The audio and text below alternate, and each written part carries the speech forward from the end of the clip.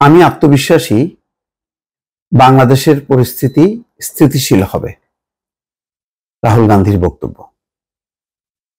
অর্থাৎ বাংলাদেশের পরিস্থিতি এখন যে অবস্থা, সেই অবস্থাটা ব্যাপারে তার উদ্বেগ উৎকণ্ঠা আছে, কিন্তু তিনি আত্মবিশ্বাসী যে পরিস্থিতি স্থিতিশীল হবে।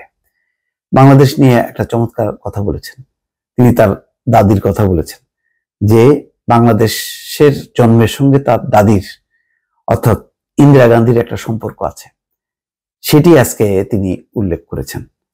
তার মানে হচ্ছে যে বাংলাদেশের সাথে সম্পর্ক রাখতে চাই রাহুল গান্ধীরাও যে কোনো মূল্যে। বিজেপির একটি দৃষ্টিভঙ্গি, রাহুল গান্ধীর একই দৃষ্টিভঙ্গি হবার পরও একটা পার্থক্য আছে।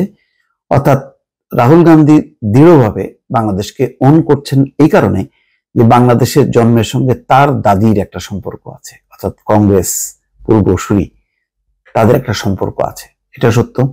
যখন নাকি বাংলাদেশের মুক্তিযুদ্ধ, স্বাধীনতার সংগ্রাম, তখন ইন্দিরা গান্ধী ভারতের প্রধানমন্ত্রী এবং তার কারণে ভারতে 1 কোটি মানুষ আশ্রয় পেয়েছিল এবং বাংলাদেশের স্বাধীনতার পক্ষে যথেষ্ট পরিমাণ সাপোর্ট ভারত দিয়েছে। সেটা যেভাবেই হোক না কেন, হয়তো ব্যাখ্যা করা যেতে পারে এইভাবে যে পাকিস্তান ভাগ হলে ভারতের সুবিধা, কিন্তু ওই সময় বাংলাদেশের মানুষ স্বাধীনতা চেয়েছিল, এটা সত্য, এবং সেই স্বাধীনতাকে সমর্থন দিয়েছিল কংগ্রেস। তখন বিজেপির কোনো খবর ছিল না।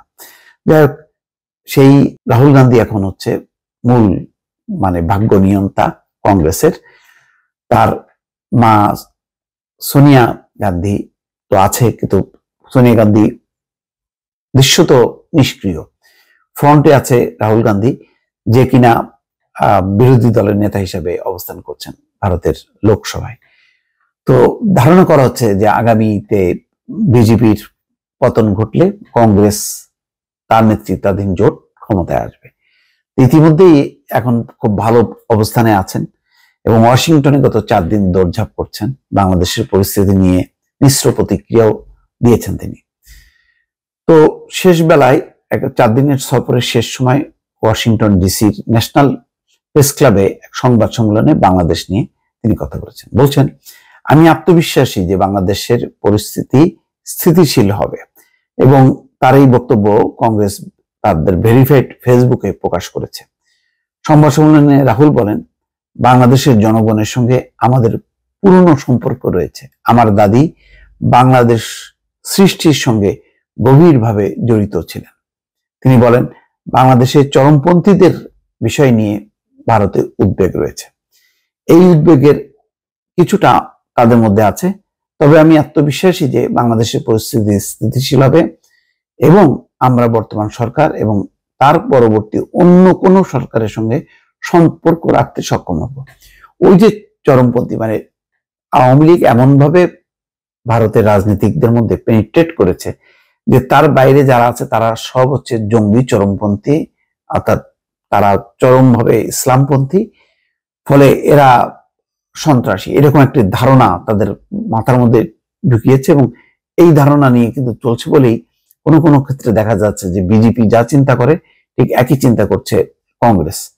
এটি একটা সমস্যা, সেই জায়গা থেকে বের করানোটা জরুরি। তবে সেই ব্যাপারে যে একটা প্রচেষ্টা উদ্যোগ আছে, সেই ব্যাপারেও কিন্তু রাহুল গান্ধীর বক্তব্য থেকে পরিষ্কার। তিনি বলছেন, আমরা বিষয়টি উত্থাপন করেছি এবং তারাও আমাদের সঙ্গে কথা বলেছে। তার মানে কি, বাংলাদেশের কোনো না কোনো পক্ষের সঙ্গে রাহুল গান্ধী যোগাযোগ করেছেন বা কংগ্রেস যোগাযোগ করেছে এবং সেই বিষয়টি নিয়ে তারা কথা বলেছে। আসলে ডক্টর ইউনূস থাকাতে ভারতের জন্য বেশ স্বস্তি। Doctor Yunus renowned Nobel laureate, এই ব্যাপারে কোনো বিতর্ক নেই।